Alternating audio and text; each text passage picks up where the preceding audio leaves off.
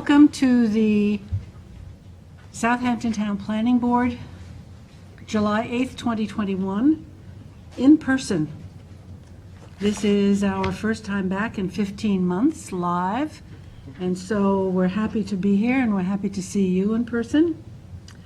As you know, you may have seen signs when you entered Town Hall that those people who've been fully vaccinated, that is at least 14 days out from their last shot, are no longer required to wear a face mask in Town Hall. So I'm assuming everybody who's here, who has no mask, has been complied with this regulation.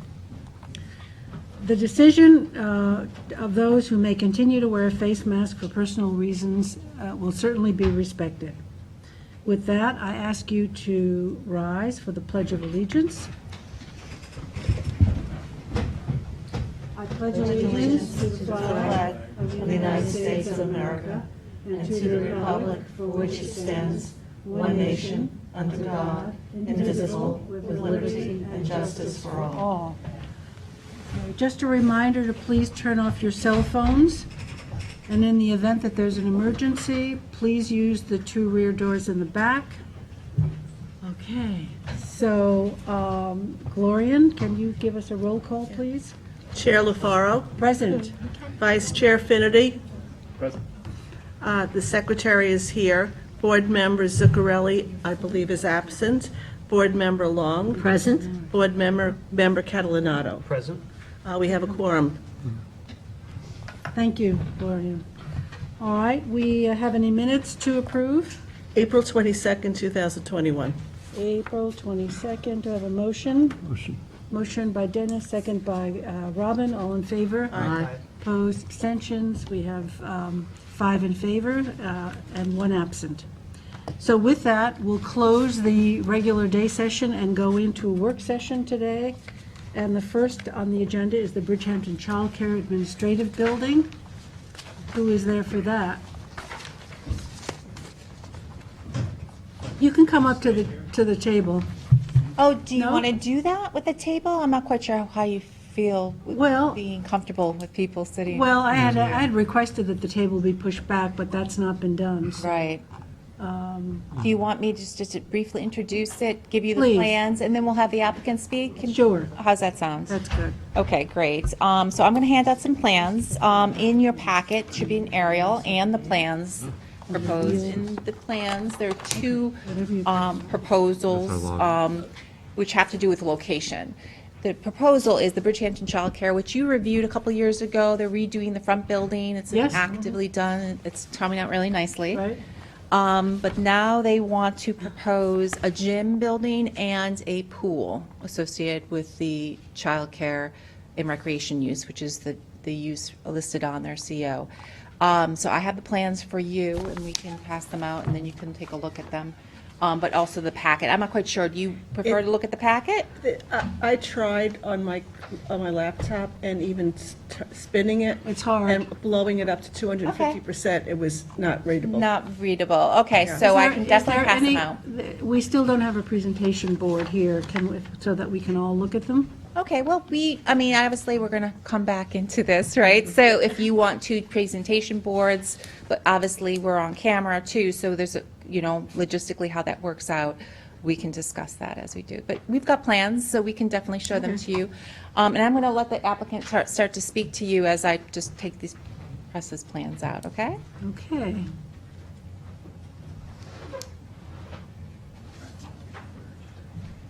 Just identify yourself for the record and your affiliation, Bill. Right. Bill Chaliff of Chaliff and Rogers Architects in Watermill, and I'm the architect for the Bridgehampton Child Care Center. Right.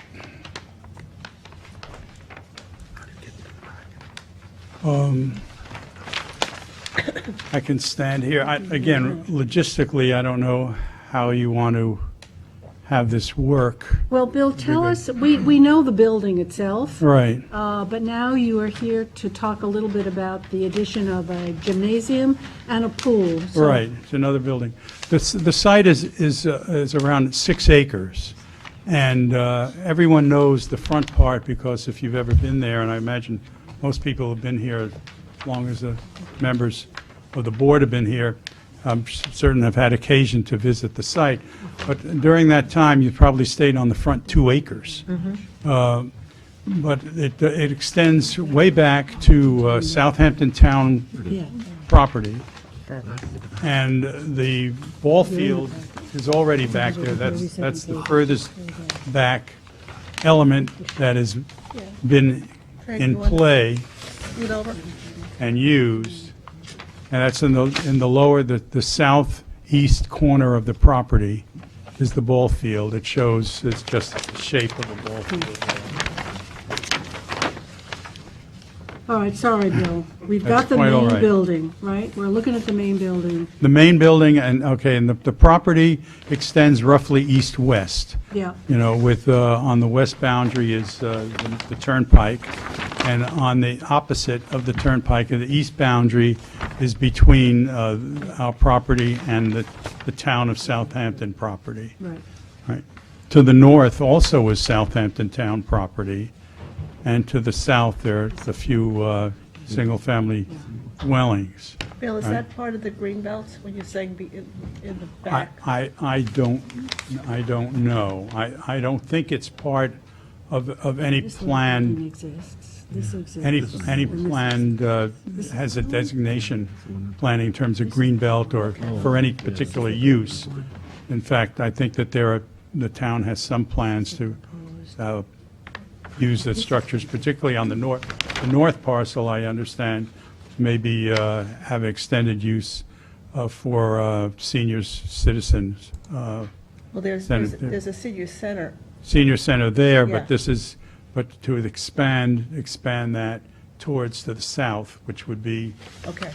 this parcel. So, Bill, can you just point out the proposed new building? You come over here. Yes.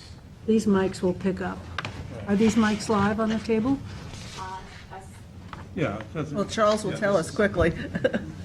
This is fine. Yeah. Right. So we know where the new building is New on that building road. is here, Right. down in the southwest. Mm-hmm. And this building is the proposed The gym proposed. multi-purpose building. And the pool, we're showing a 25 by 75 pool Behind it. to the east of it, right? Mm-hmm. To the east of it. Here's the ball field right down here. Mm-hmm. We have a 70-foot setback from the east and a 20-foot required setback from the north. If you could do your substantial talking though at the podium for Charles. Thank you. So the building is about a 10,000 square foot building. And again, it's a gym, but multi-purpose. It has a track, suspended from the ceiling around the gym. It's a full-size regulation basketball court, as you might imagine. On the south side, the wall of the building is enclosed with 2 giant sliding doors about 12 by 24 feet, and they can be slid apart by parting and open a 48-foot opening to the inside, so that this can serve as like a proscenium for musical events or other kinds of events where people would be on the lawn in front, on the south lawn, front of the building, and engage with whatever the performance or activities would be that would use that feature. So it has that aspect to it. And the addition with the hip roof that's shown on the, between the pool and the building, it's part of the building, the 10,000 square feet, is locker rooms and bathrooms. So it services, by being in between the pool and the gym, services both in that way. There's a, Would the gym be similar to the gym that's at SYS? the gym that, SYS. Much smaller, Okay, but much smaller, Okay, but it, but- but it's, yeah, but it's, Jim, it's more that has a lot of other stuff, but it does other have- things going on Yeah, simultaneously. okay. This can do different things, but not all at the same time. Well, I but imagine you could have an orchestral presentation and somebody running around the track, but I don't think that would happen. Well, it would be Right. nice because you could have the music while you're running. While you're running, right. So it is those features. The issues are exactly where we put this. We presented two plans. One is a more conservative, sort of almost as by right plan. And the issue we're running into is not actually setbacks, and it's not even parking. The community center has an arrangement with the Children's Museum further south along the turnpike for overflow parking, but we could also have, for the few times a year that we need it, overflow parking on this site. Just, it will not be paved, but we can use the site in that way. The issue is clearing. That's And- what I was going to ask about. Yeah, and actually, I brought 3 other sets here that I want to hand out. These are sets of official aerial maps done by the town or county. I'm trying to sort them out. 21, 94, okay. Here's one set. one I'll have set. to share Yeah, we'll this. share And that. then 2 more sets here. And they're dated from, the earliest one is from 1984, that's on top. And then there are 3 others. Good to see. They have, they're showing. Yeah. So we have a little history here where the 1984 aerial, the black and white one, shows what this was like. The administration building, which you're familiar with, you asked me to point that out to you in the southwest, is actually the building that you see going up now is an enlarged version of the original farmhouse, which is the southernmost portion of that administration building. And that farmhouse appears on the 84 survey, on the 84 aerial, and it shows that this was historically a working farm. And the clearing, if you look at it, is extensive. It's, your guess, my guess, somewhere around the 90% mark.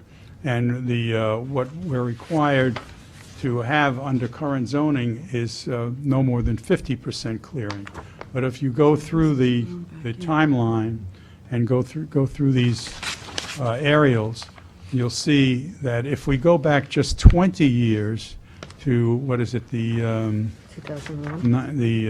2001, 2001, we still see that there was very little growth coming up at that point. So you could still discern the similarity to the 84 view. But if you look at the current, the most recent, the 20, I think it's the 2021 aerial, you can see that a lot of the growth has come up. Now, as I understand it, and Claire can clarify all of this, that 20-year mark is a significant mark in terms of the how the regulation is written, and that it's possible that we could be able to go back to that 20-year mark. So is your preference to put this gymnasium in that area that we're talking about? Yeah, it's the clearing. I show it in one plan. We're showing it again pretty much as of right, and respecting the clearing as it is, and even filling some in, and trying to increase the amount of plant material there, coverage. But on what we call the vision plan, we have slid the building north 70 feet. And we're doing that because not to do it destroys that open field and pasture. I mean, I'm for trees and plant material as much as anyone else. Those of you who know me know that that would be true. But there are also beauties and advantages and history behind fields. And it would be nice to celebrate the field, particularly in this use. With the kids running all over the place, it makes the most sense. But it also would revert back to the historical use of the building. It's not our fault, it's no one's fault that the new zoning regulations, have a limit on clearing, but we know that, again, there were many fields, there were many more fields. I would say the amount of tree growth that we have now compared to what was somewhere around the 18th century is probably double or triple what it looked like here, 100, 150, 200 years ago. So we would really like to have that field open because, again, it works with the building. As I explained, those doors open up, and we have a lawn that's recreational use that would work with the building for many occasions, right? The ball field is already out there to the east and to the southeast, and we would essentially like consideration or a waiver of the coverage requirements. Again, I'm sure Claire will have more to say about this. At this point, I don't know what else to describe, but I'm be most pleased to answer any questions. Also, the executive director of the center is here, Bonnie Cannon, and her assistant, Carl. Do you have any elevations? I'm sorry, Bill, we talked about that. I did not Bring bring elevations? any Okay. elevations of the building. I don't know how relevant that was, but that's not for me to decide. There was relevant, they Right. like elevations. But so we they can, take a but we peek. have, the building exists, it's fully modeled and exists. We'd be happy to send in sections and elevations. So Bill, you're asking us to modify the amount of clearing that you're... Yes. From what percentage to what percentage? Well, now, what's required, I can be a little bit Oh, more specific go with right this. ahead. So there's a couple issues here. It's a pretty cleared piece of property, more than 50%, which is the limit you'd have normally if this was a pristine piece of property. And you can see from the aerials, and that's part of the analysis, that the chief building inspector will determine like is the grandfathered clearing on this property. So at the time of the 2019 site plan, we asked for and secured where the clearing was. And it's probably about 71% of the property is cleared at this time. But what he's saying is that historically, it was probably even more, and it hasn't been substantially then vegetated back over the next 20 years is a question that ultimately the building inspector will have to determine what that percentage is, 71%, 80%, or what was that is one fact. But let's just say it's 71%. He's asking for some additional clearing to facilitate this north, plan that slides it to the north, and in exchange to plant some additional to create that 70%, maintain that Right. percentage. So how much right? is what are we going from what, as Dennis asked, from where? to Right, where? I think we need to find out how much clearing that will be, and then I think Yeah. they're saying that they'll make sure they go back to the 71% or whatever that percentage is. Yeah, we Yeah. we're willing to add, let's say, again, where the setbacks, again, 20 foot to the north, 70 feet to the east, which is really, again, town property. We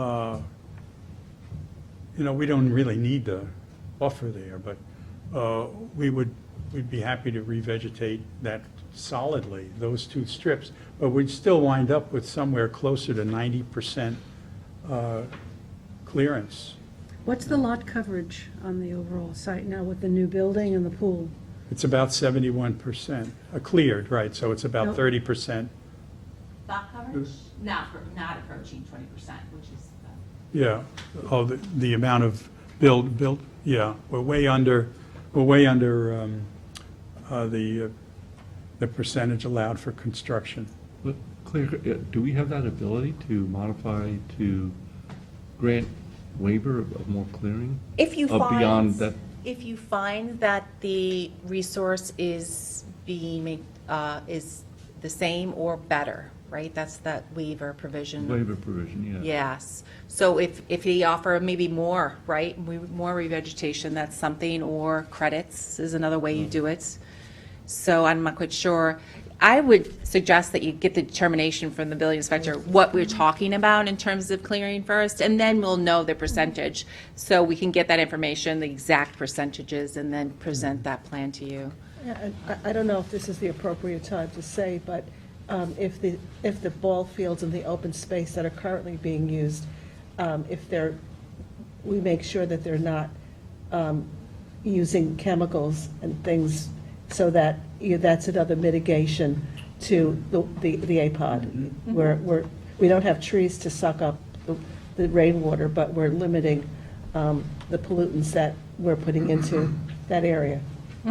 That's a good point, definitely. We'd be only too happy to comply with those restrictions.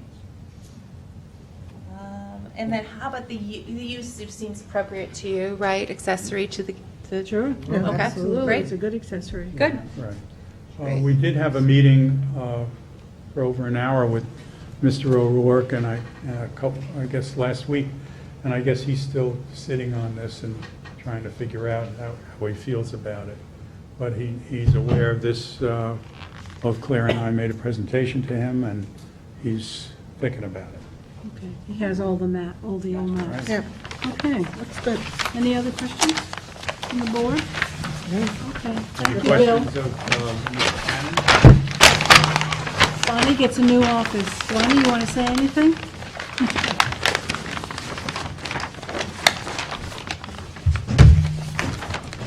Hi, I'm Bonnie Cannon, the Executive Director for the Bridgehampton Child Care and Recreational Center. And I just wanted to say to you, basically, that we have the new building that's coming up. And the question did come as to, why we didn't present everything at one time. And the reasoning, just so that everybody knows, the reasoning was that we didn't have, it wasn't a reality for us. So that's why we didn't present it. We've been fortunate this year that we did have an anonymous donor to make a very nice substantial donation to us that was interested in us, moving forward with the recreational facilities. So when it became a reality, then that's when we came forth to speak to you about it. But this is very important to the community. Basically, for those of you that don't know anything about the center, we are historically a historic community-based black organization who serve all Easton marginalized children and families, and we've been doing that for many, many years.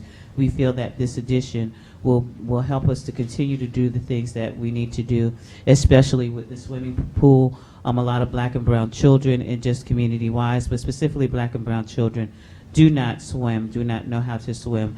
And with this on our property, that will enhance our services, as well as, if anybody knows the history of Bridgehampton, everyone knows about the Killer Bees and the Killer Bees basketball. A lot of the champions and the heroes of that team have come straight from the center, and this would be more or less an enhancement to what the center has already done, as well as it instills for health and nutrition and the things that we need to promote for our community. And I brought Carl Johnson along with me just to say a quick word. First of all, I'd like to thank you for the opportunity.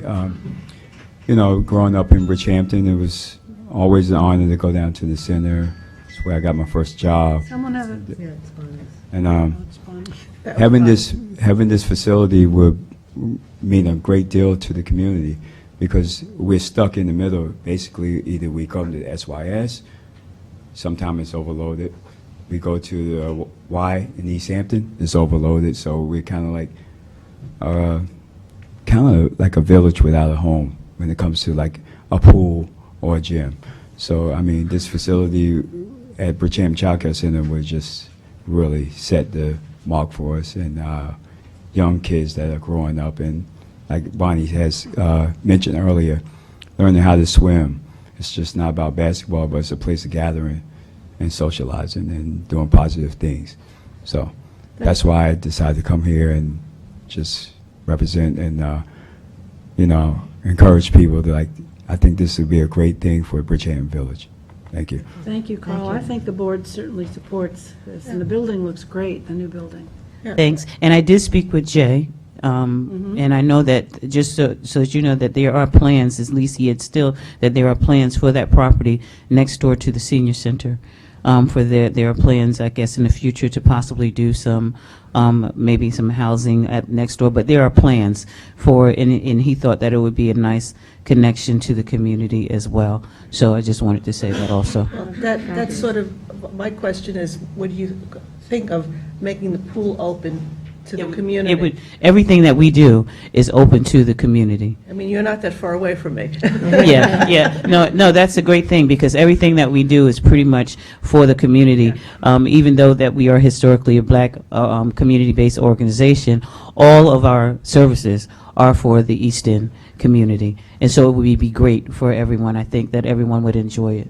Yeah, I'm speaking specifically about the pool because SYS is private. Yes. So really, the only public pool on the east of the canal is in East Hampton. and Right. why. And this pool that we're looking at also, just so that you know, is an Olympic-sized pool, which there are none out here. Yeah, great. And maybe a little garden somewhere. We have a garden. We have a garden. Thanks very much. Thank I you, think the Bonnie. board's behind Thank it. you. Thanks.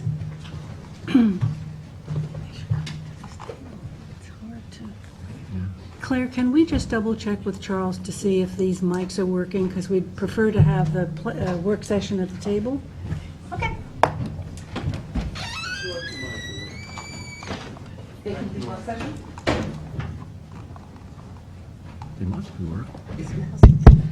This one's working. Yeah, they're working. They're working. Okay. So who is here for the Sag Harbor Fire Truck Museum? Ed Dearman, would you like, just come up, Ed. We're going to try to do the work session at the table. It's more comfortable for us. Come up. We're going to do it at the table, Claire. It's much easier for a work session. You said the mics were live. Okay. Okay. Time since I sat here. Yes, you've been in and out of government for a I- while, haven't you? I usually have. I just want to apologize at the last meeting. I could see and hear virtually everything you were saying, but I could not respond at all. And I'm not sure how that happened. But, I could have answered a lot of questions back then, but again, I apologize for the mix-up. Okay, just give us your name for the record. Edward Dearman.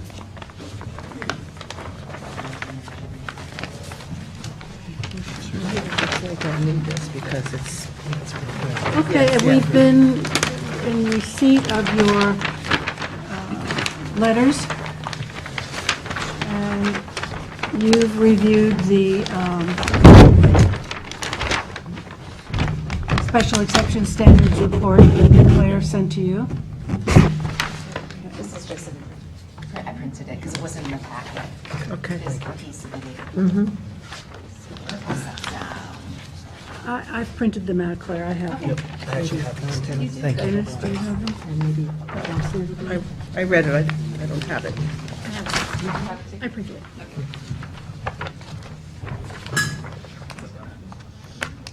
So we left it that at the last meeting, we had started to talk about some issues in the staff report. We didn't fully go over the staff report, but I think you had a lot of questions about the use. And so we asked the applicant, Dennis Downs was there representing the application at the time, and you asked him for an operation plan, which is what was submitted. Also, he addressed in parts the special exception standards for the application. So I think maybe have the applicant go through what he submitted. Sure.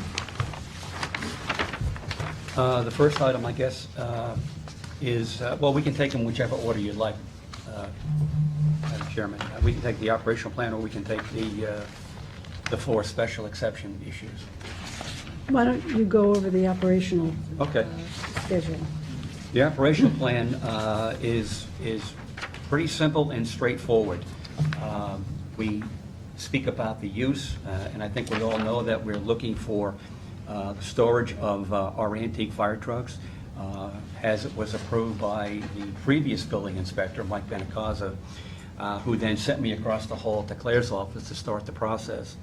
And at some point, the planning board asked that we ask the new building inspector for a decision, and hence the added use of the museum component itself. So we set it up, as you can see, we set it up as a museum on the interior, but it has all of our equipment in there and other museum issues and exhibits and things of that nature to comply with his determination. Our hours of operation, we are trying to be as least intrusive in the neighborhood as possible. We don't want to be active certainly every day there. We are not going to have staff. We're just looking at, performing basic maintenance on our vehicles there and taking them to some other location to see and use for the most part. With the museum component now, we will have an occasional school group that we've been discussing come in and look at the vehicles. If we have 1 or 2 or 3 or 4 people working on a Saturday afternoon and the door's open, we'll certainly take walk-ins. But we're not looking at hiring any staff to staff this thing on a 9 to 5 basis and have people come in. It's really basically by appointment only to comply with the building department's determination.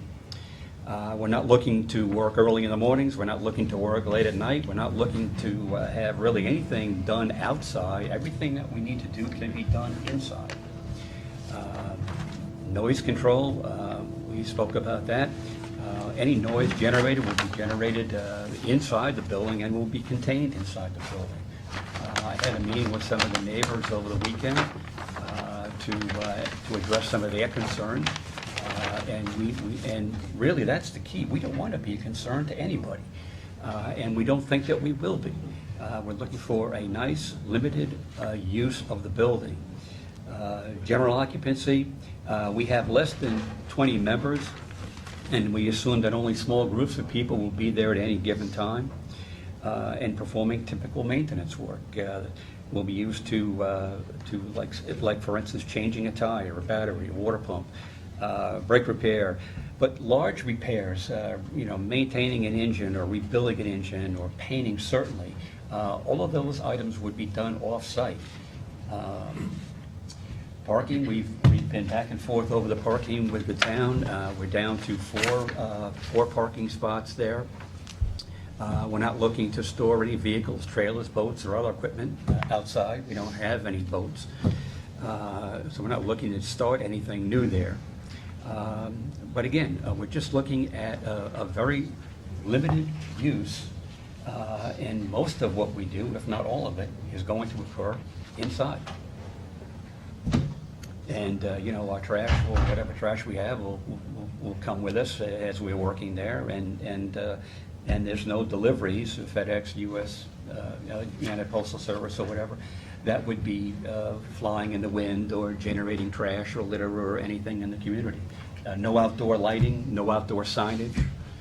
We've agreed, one of the items is that we've agreed to cut off the access to Scuttle Hole Road. That's a big one for us. So again, we've tried to attempt to mitigate most of the town's concerns. We think we've come a long way, and again, if there's any remaining issues, we'd be more than happy to address them, talk about them. Well, now that- Just- I'm sorry. Just one question. There was a finding, maybe I misunderstood what you said, there was a finding by Mike Benincasa? There was a prior... When we first started this, I had a meeting with Mike Benincasa in his office downstairs, and we went over he went over the code, and he said at that point, based upon my letter to him at the time, that we would qualify for us to go into this building. The new building inspector determined... As a museum. Benincasa also, Benincasa, but not in writing. So it came from Benincasa, okay. Verbally. okay, that's what I was trying to Yeah, we can ask. certainly get Mike No, I was just trying to provide an understand. affidavit if we need that. No. But his verbal determination at the time was that we qualify, and he sent me right across the other end of the office, and that's how I started meeting with Claire. back in October or September of October of, I think it was 2019. So I just, in following up with the museum, because the code defines the museum, public or private buildings, you're a private museum with grounds that are used primarily for galleries, archives, treasures, exhibition, depositories, repositories with works of art, scientific specimens, other objects which are kept and displayed for reading, viewing, listening, study, archives, reference, and research. There's no requirement that you have the public attend, that a public, nothing in the code speaks to public. So your intention, which might have come out of maybe a misinterpretation with school buses and, giving tours, is not part of the code, as I understand it. The one question I have, and maybe council can address it, is that if you leave this building after a certain period of time, does the museum designation follow? No, I mean, any building is subject to the use that's in it. So if if this has been approved through special exception standards, right? And as a museum, and then they leave, then that designation can be changed, right? It could be, sure, or another museum could come in there, but, they would have to come, through the town and. Through- make sure through that's this board. appropriate, Yeah. Right. Okay, so Or that, certainly an interpretation from the building inspector. yeah, okay, so that's, Ed, we talked about the scuttle hole access being some, the grass pavers, because I think it would be productive, given the large trucks, when you do have to get them out, to have that ability, maybe with a cattle gate or something. Can you, Something Joe, agricultural. we're really having problems that Yeah, we're hearing. yeah, and could you speak We up, talked please? about the scuttle hole access, instead of closing completely, having maybe grass pavers. So it wouldn't be normally used, but if you needed to get a truck Right. in and out of that area. Certainly, we could do that. Yeah. My impression was that the board wanted it closed off. You don't feel you'd need that to get your, I don't think Fire so. trucks. Because right now, we can get in and get into the large door facing south,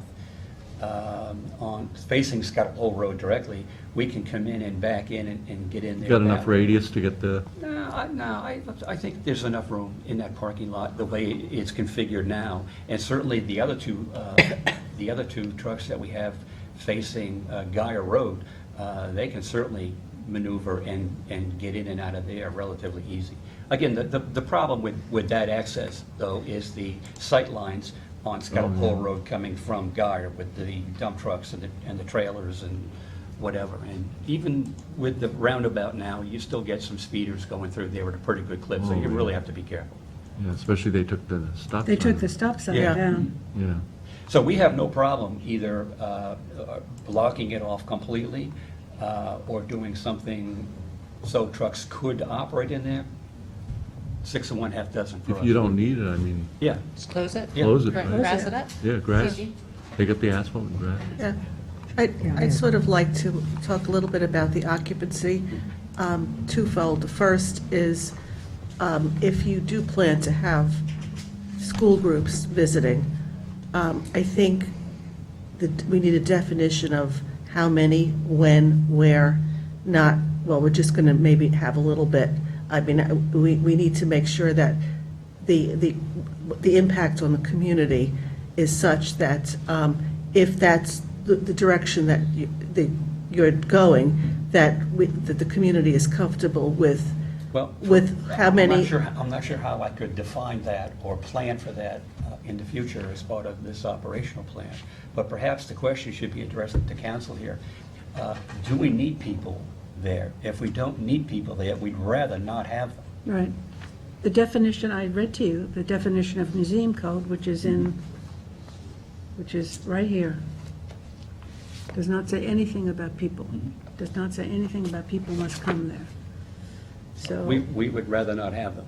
I don't disagree with that. I was just trying to review. I thought perhaps you added it because of the chief building inspector's I believe that's where it interpretation. originally Right. came from. Right.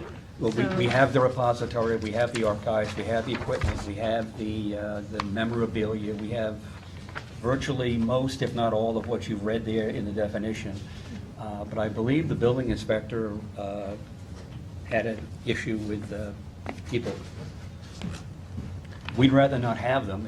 It's a potential danger for little kids to be around a small building like this with a lot of stuff. Right, and as we said to Dennis Downs last week, a couple of weeks ago, there's no room inside that building. You've got 3 And trucks, that and was they done. are cheek to jowl. There's not even a passageway between them. That was so- done, well, there's a tiny passageway through everything. That was done to meet the parking requirements, which has the farm stand.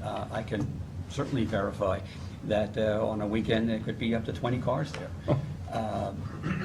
We are limited to 4. So then we had to fill the space.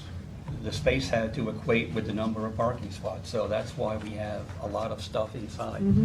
If I may, Yeah, do you to have the- clarify a little bit, the initial interpretation of Building Inspector O'Rourke from August included by saying the purported use of this building will be for storage and not for display, reading, viewing, listening, or study. This does not conform to the definition of museum. And so in response to that, the applicant then allowed for the display indicating that there would be viewers. So the changes were made in order to satisfy the chief building inspector's interpretation. And display implies But that- people coming in to look at it. Right, Display, reading, viewing, yeah. Yeah. but that, as a private museum, that's determined by the people who run the museum. And so if you decide you want, 1 hour a year to have people come and take a look at the archives, that's up to a private museum, as far as I understand. Well, what it could It's not mirror required. is typical fire departments here on the East End have 1 day a year open house where somebody could come in. We could arrange for a school group to come in or something like that, but it's just 1 day a year. And you could put that in as a covenant. Well, I think as long as it doesn't bump into, the Bridgehampton Fire Department had. We're concerned about that and Yeah, trying to they are too. maintain the differences. We just want to store and work on our vehicles and have no interaction with the Bridgehampton Fire Department or the Bridgehampton Board of Fire Commissioners, either one. Well, is that open house a standard across the local fire departments, that it's everybody has it the same day? Pretty much everybody has it the same Yeah, day. I think that would be very confusing to the community. Why is there no? Yeah, I'm just trying to figure Yeah. a way that I could address your point about how we plan for this going forward, and you said hours, days of operation, Or- well, So something more than a very amorphous, well, Okay. we'll have some. And, What- you're allowed to have 4 parking spaces. yeah, we So- could limit it to something like 5 school trips a year. Is that? How many buses, where do you plan to have them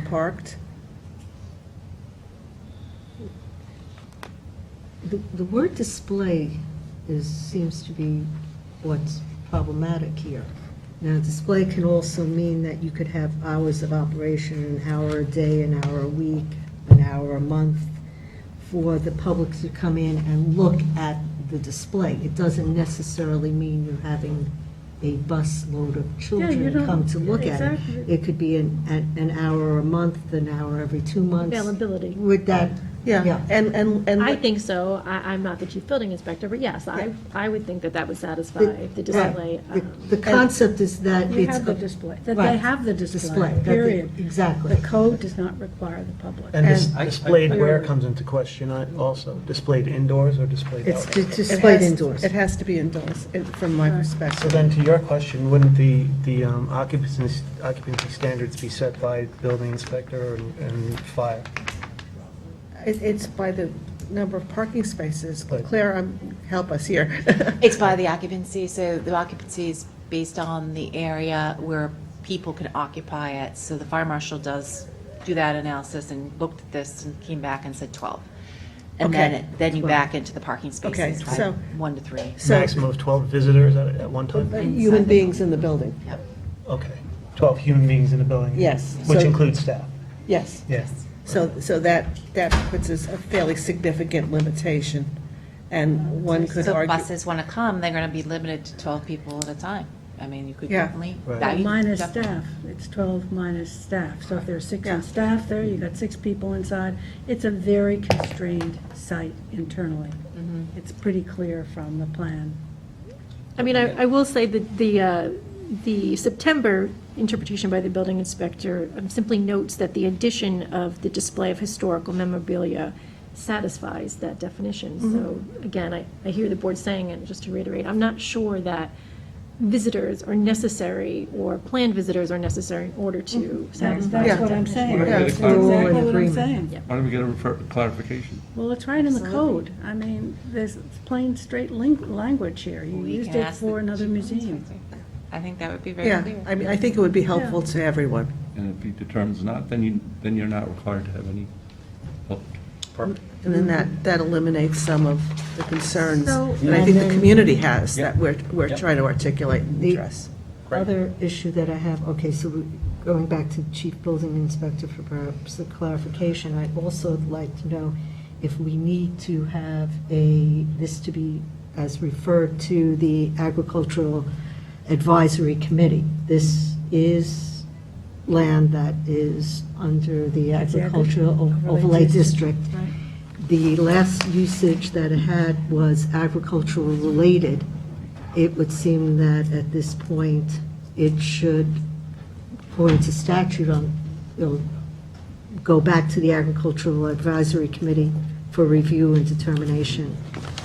Just want to explain, typically on a site plan application, unless it's an ag use, even if it is in an ag overlay district, we don't refer it to the Ag Advisory Committee because their comments are coming back related to farming.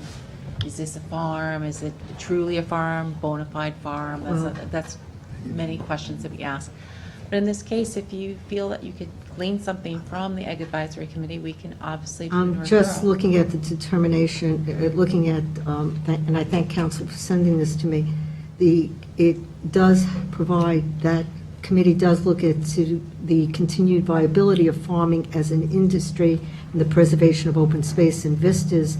It seems to be under their purview. I think it would be reticent upon us to at least refer it if they choose, whatever decision they make, that's their decision, but it seems that procedurally, that is the correct step to take.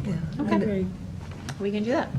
And we have time, so there's no We reason not should to. have time. I'm not quite sure when their next meeting is, but it should be at the beginning of August. Mhm. And the deadline right now for this is the 12th of August. Okay, so that Well, should give us maybe the we could get an referral. extension. Now, what about, we talked a little bit about water discharge, cleaning of trucks. This is not going to be done on site. Okay, so all of these conditions, I mean, in order to get through the special exception standards, we're going to have to condition some of those. And so I assume, Claire, you're making notes? I am. It's Halloween already. It's all the time, You're just used to getting back into public. And,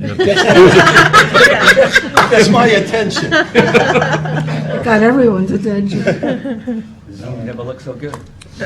Please let the record show that John Zuccarelli is present, planning board member.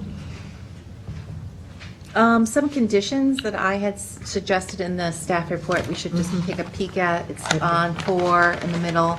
It said prohibition of outdoor storage of vehicles. I think everybody's on the same page with that overnight. Prohibition of cleaning, painting, or maintenance of vehicles which involve detergents, oils, or chemicals. That was my suggestion. The applicant has responded to that, so we can talk about that. No fundraising or retail, I think that's fair. I think that's part of it. And the prohibition of outdoor sales and display, which is a typical condition. So maybe you want to tighten up what the maintenance might be for these vehicles?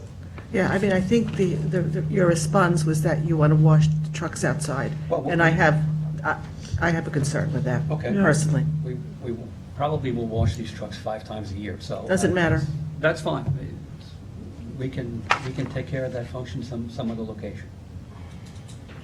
They're housed currently in a building that you own, is that correct? your private garages here in Bridgehampton. In private garages. What's the concern about washing the trucks outside? I don't think we should have any Environmentally. use of anything Chemicals. outside. And there's also the runoff from the washing and. how 5 to- times a year, though? Well, we don't know that. drainage on this site at all. Oh, there's no drainage? Yeah. Drainage. You'd have to put in a drainage ring or something. Well, Better not to wash it It's there. better not to wash it. Okay. I mean, they used to, when it was a farm stand, they used to have pumpkins and wagons and all kinds of displays right out to Scuttle I Hole. know, and I got It's really terrible, good right? vegetables there at a good price. I know. I'm prejudiced. I know, but so it's, But that is an accessory to an ag overlay district, so Yes. while we're going It was a through the grocery special store. exception standards, Yeah. it was a is gross. because it's outside the use. Yeah, I mean, it was a commercial use of product that it was, in many cases, grown locally, and that was, in many It was a cases. grocery store. well, It opened but- in May. but- First asparagus comes up, what, mid-June? Salsa. I think we've got a good handle on it, except for the use. Maybe get a clarification. I'm not quite sure if there's anything else.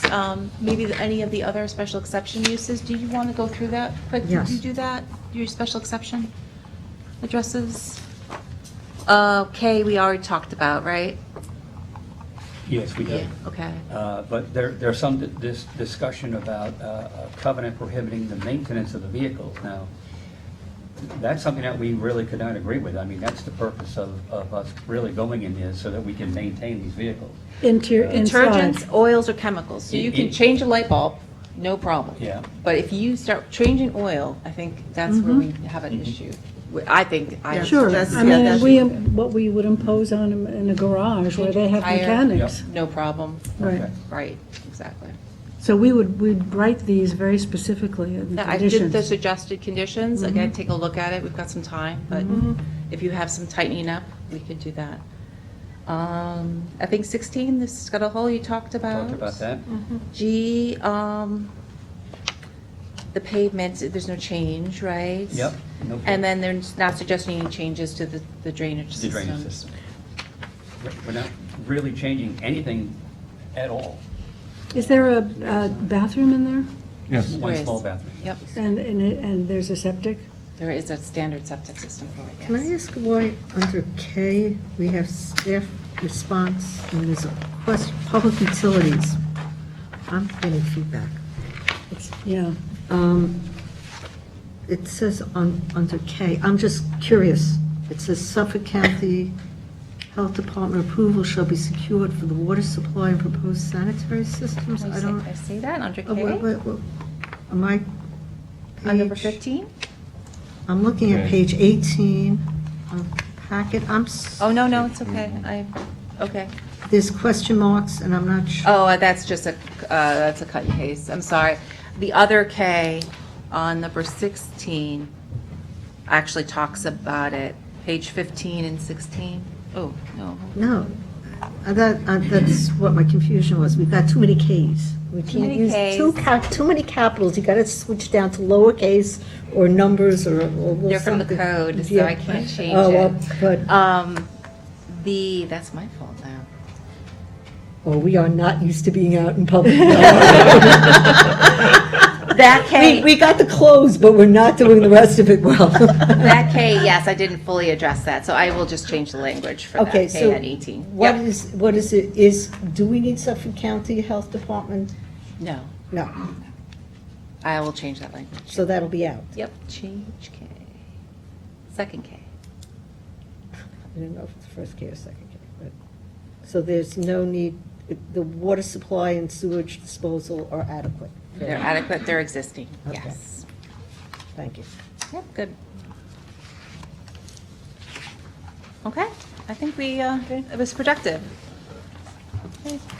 And we'll get some answers. I'll try to get an answer for the chief building inspector. If we can, I'll put it on the 22nd because I think we need some time.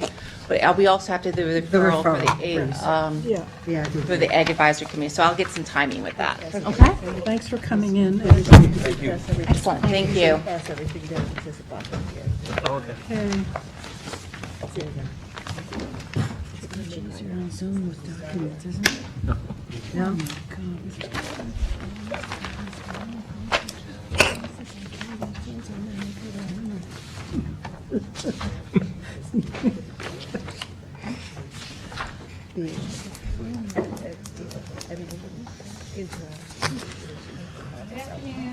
Hey, Jackie. Hi, Jackie, Joe, how board are members. you? Okay, Pleased so, to be in front of you in person. This is a treat for me. Bring the good. baby. Every time you see Well, you, you have almost. the baby. That's when he has a tougher ask. He Yeah. has the babies. So, Joe, I was 15 minutes. I was. yes, okay, Exactly. you've been forewarned. Let's start the egg timer. I feel like I'm in a law office. You know, I they got it you here. talk to a lawyer, he turns his machine on. Yeah. It's a little nervous when you're talking to him. He's ticking. Joe, that's already 1 minute. All right.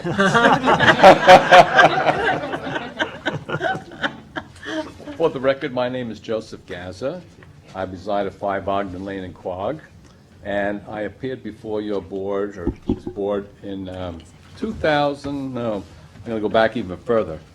I started out in 1980, probably all different board members then. When this map was approved, this is an old filed map, kind that I like to work with. And in 1980, with different board members, it was reviewed, and it was determined that this map, which exists, has existed since 1910, on the south side of Watermill Town Road, the hamlet of North Sea, it was determined that the map itself, which was probably thousands of 20 by 100 lots, could support 10 building lots, and shown as lots 1 to 10 on the map. At that time, in 1980, I only owned a small portion of the map, and I was able to build 2 homes on the map, which I did on lots, I gave you my map. The two closest to the Watermill Town Road. So I built my, If you like mine, I could share it. all right, thank you. Yeah, I built on lots 5 and 6. So they have homes on them since the 80s, and I sold them both. I retained lot number 1 with the frontage on Watermill Town Road, and I did not proceed with the further development of the map. And I did not proceed because I didn't own it.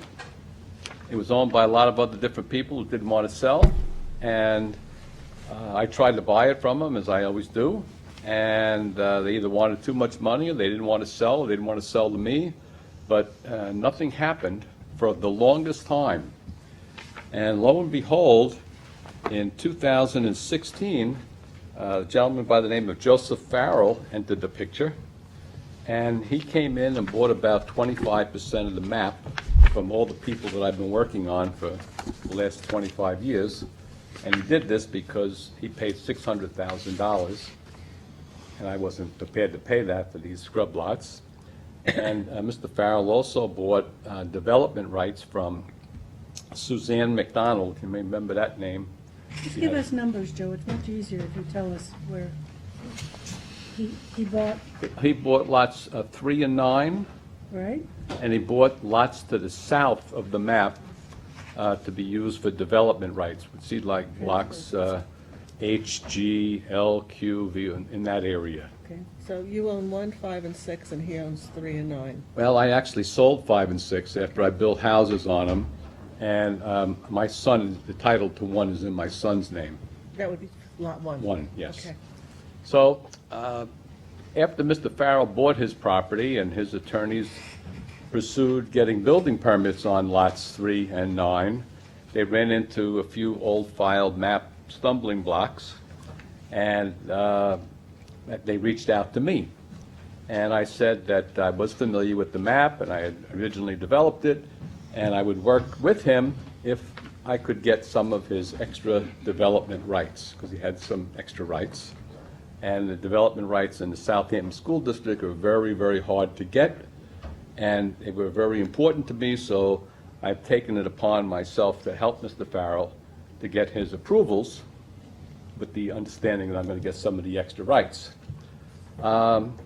We made an application, I did it on behalf of Mr. Farrell, and to amend the map. We had an approved map, but wanted to amend it because the road system on the map was never really finalized in 1980.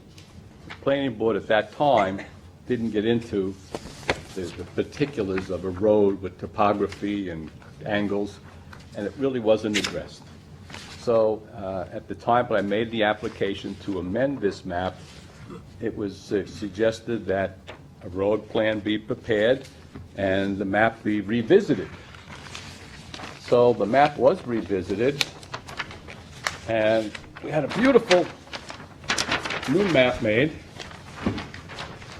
of really the old map that's upgraded. I don't know if you can see this. Yeah, we can see. Okay. And Jackie, just hold that corner, please. The planning board staff at that time suggested that the entire old filed map be studied, rather than just the northerly portion. Okay? That was studied in 1980.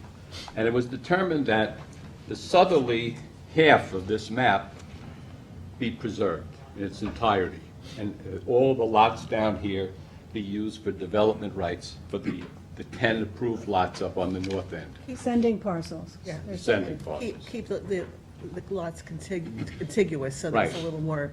So we kept with the approved map of 1980.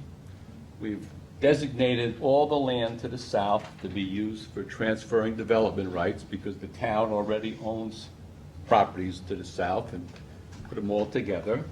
And a road system was designed, and it was approved by the, if I can pass this around if you want to see it, the town engineer. It was a very complex road system because of topography with drainage and swales, but Mr. Farrell spared no expense in having Mr. Young and Riverhead and his engineers design a road that would accommodate the lots, all 10 of the lots, and it was approved by the town engineer. Jackie, have we seen this before? Because this, so I'm not losing my mind. We have seen this before. There was, there's a lot of hills and slopes. Yes. Right, the topography is for a mountain goat. So we have this map, which has now been approved in 80, re-examined in the 90s, and we have tweaked not only the south half to be preserved, but the streets to be abandoned, the slopes, the conservation easement, all the things that are necessary on an old file map to make it up to speed with current regulations. We've accomplished almost everything. But we hit a stumbling block. And the stumbling block was that the draft resolution that the board prepared back in September of 2019 stated that I should also go for an application to build on the 2 Farrell lots, in addition to the approval of the amended map. In the application to build, you have to submit the development rights, you have to go through a number of other steps. And I've accomplished all the steps except one, and that is satisfaction of the North Sea Fire District for fire protection for the 2 Farrell lots. And I have been for approximately a year and a half to 2 years. I've been before the North Sea Fire District. And I asked them to obtain their consent for, you have this ready. Obtain their consent so that Mr. Farrell could build on his lots 3 and 9. And the fire district was very concerned about how they were going to afford fire protection to these 2 lots. And they said, we know that the public water main is up by Noyak Road, which is over 4,000 feet away.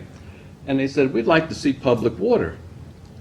And I said, well, I'll apply to the Suffolk County Water Authority and get an estimate for the main extension. And Suffolk County Water Authority, after a lot of going back and forth, they did an estimate, and they said that it's a little bit more than a main extension, because they said to bring, the water was up on Noyak Road, to bring it down to the subdivision was about, I think, 3,500 to 4,000 linear feet. But they said that the extra draw on the existing main on Noyak Road, with the extension and the future use, they need a bigger main on Noyak Road. So it would require that the Noyak Road main be expanded to connect into this. And they came up with a figure of $2,757,000. 581.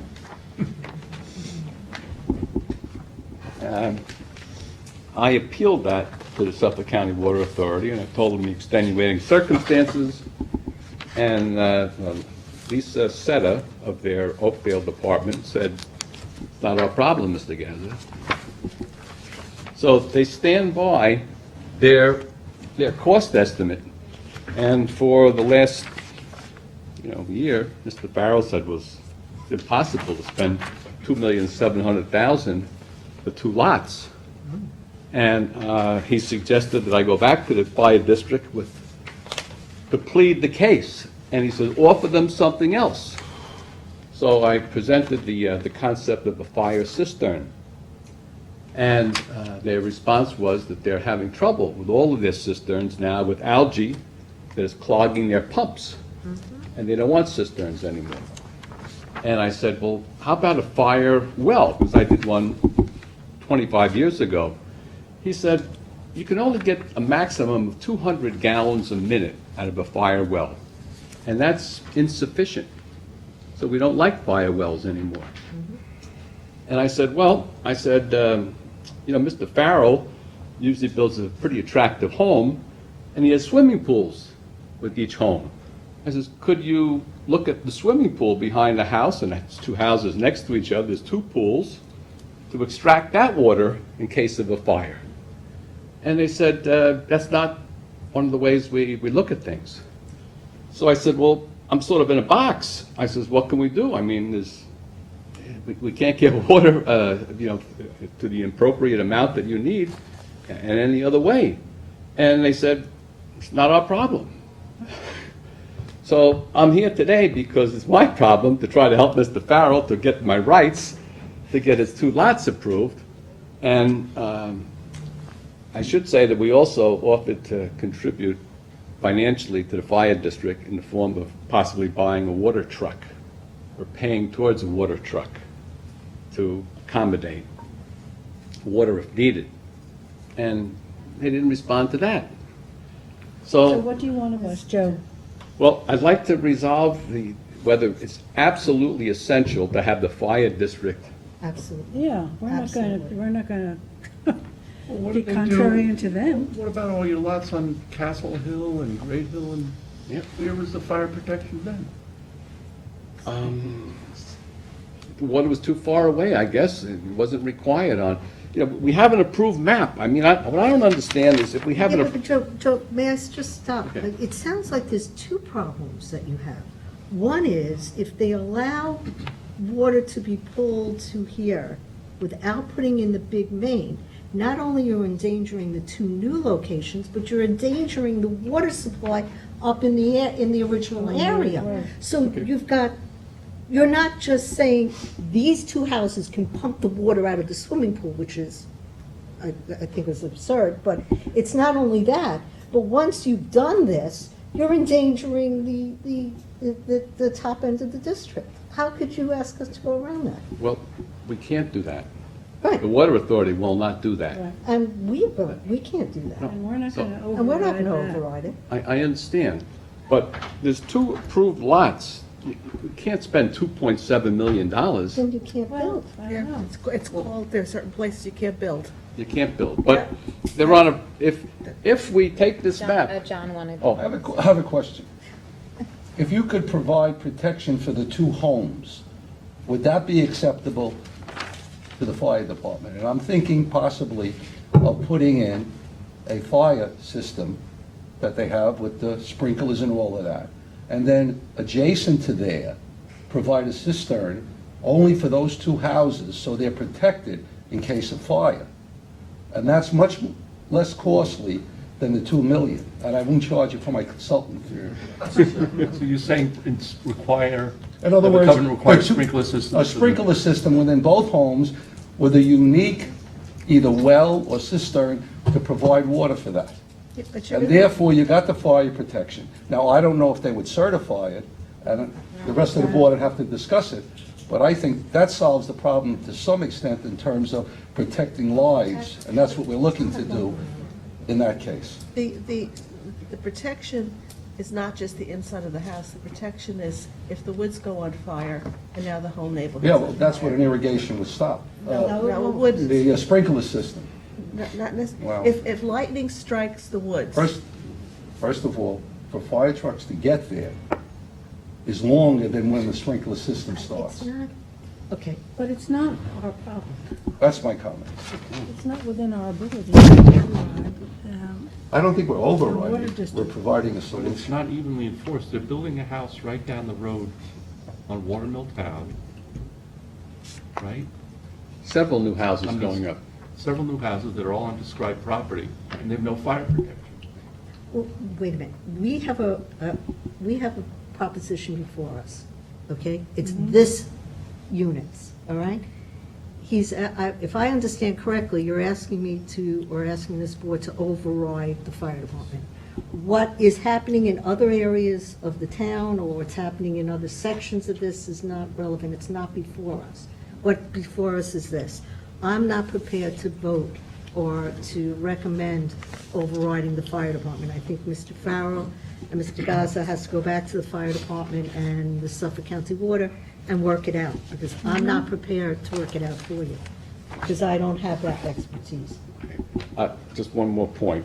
At the suggestion of Ms. Fenlon, I approached the town board on this issue.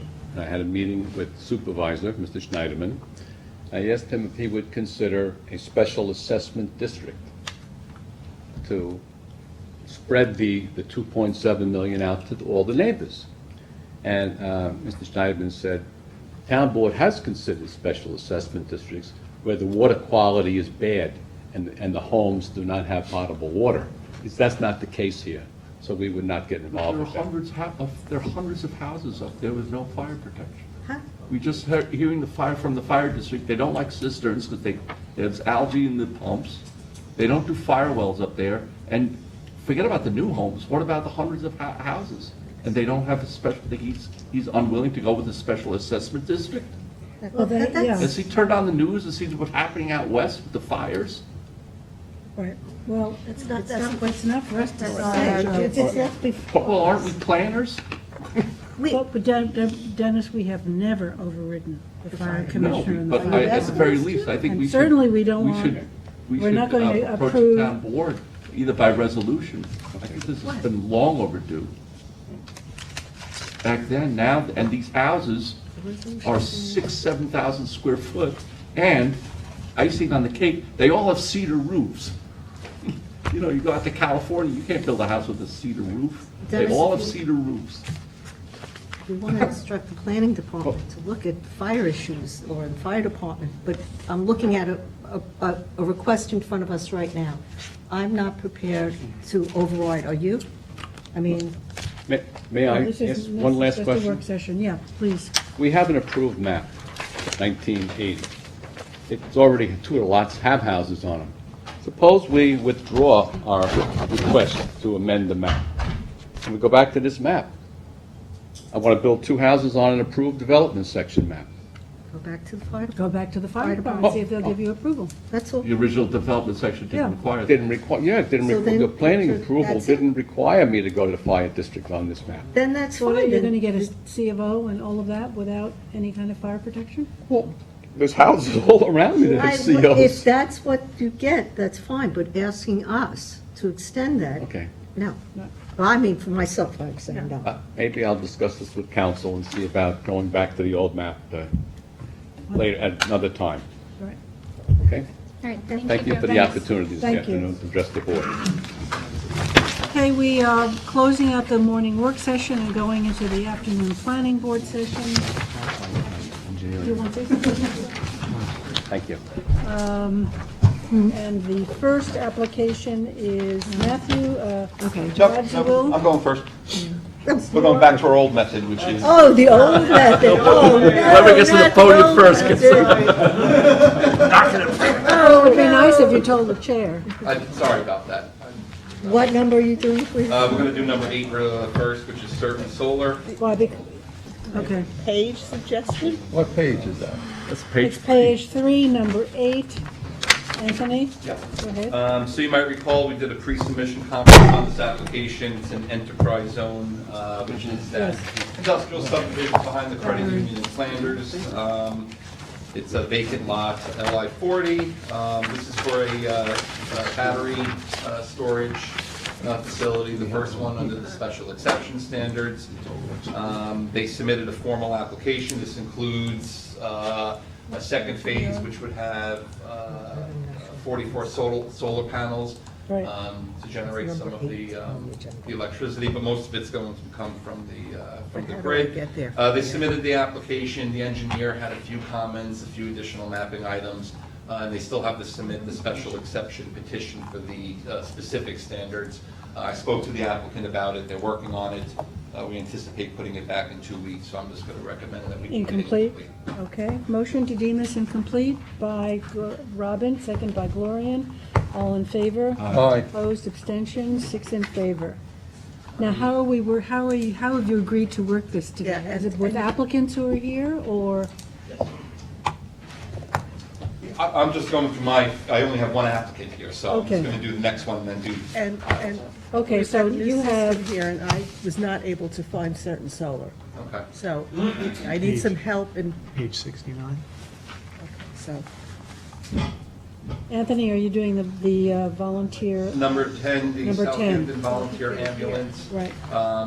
We're just doing an extension, and actually, we just bring it to tomorrow, July 9th, the approval, but they submitted the maps for signature, which we also did today. So this is just to do an extension till July 9th, Okay. 2021, tomorrow, and then we could acknowledge, well, actually, you should do that.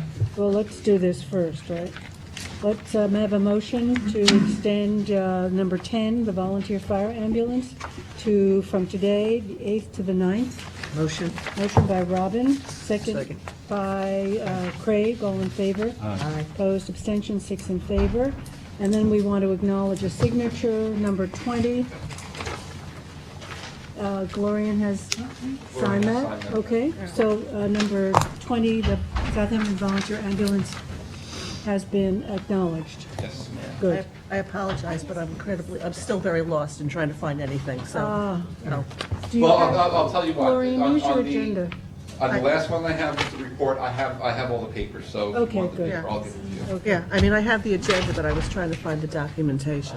Number So- 12 is off the agenda. The 890 Scuttle Hole Road is off the agenda. I got- And Anthony, then you're going to Burke, number 16. Yes, ma'am. 16? Yes, number 16. Go back to the old method here. What page?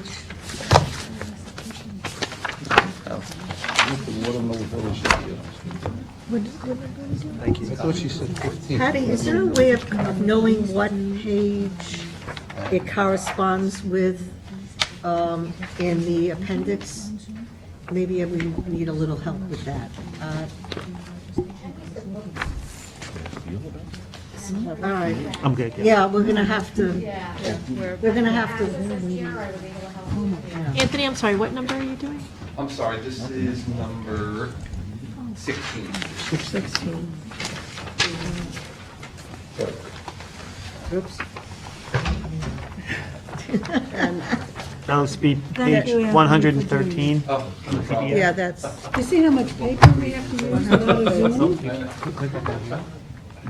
Okay. And then double click on the put them on 113. So this property we looked at. Yeah. This is the application, Burke. which is at 3310 Noyak Road in Noyak. The property is zoned Hamlet Commercial, HC. No. It's located in the APOD, the Aquifer Protection Overlay District, the New York State Archaeological Sensitive Area. Excuse and me, the- Anthony. Several of us are still not able to find anything. But he, He but handed out. Anthony, he Oh, gave so us a okay, print, just the- print of okay. his I was- report. Thank you. Thank you for that, Anthony. Yeah, yes, I think, let's go back to the old way. I'm sorry. That's no problem. Go ahead. So in the HC zone and also the high priority water quality area, property is approximately 2.5 acres. The project type on page 1 there incorrectly says planned residential development, PRD. It's actually a density incentive multifamily development, so. It may be in the high priority district, but it's still going to require IA because of Suffolk County. Yeah, So we yeah, need yeah. to start updating the language. Yep, I think it says it's required in here, but we'll see. Thank you. So that's, I'm gonna change that on the project Yeah, type. that was my only note from. There you go.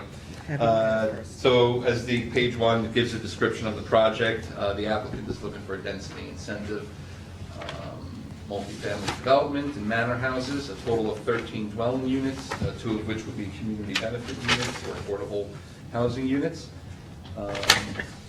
pursuant to Chapter 292 and 339 of the Town Code.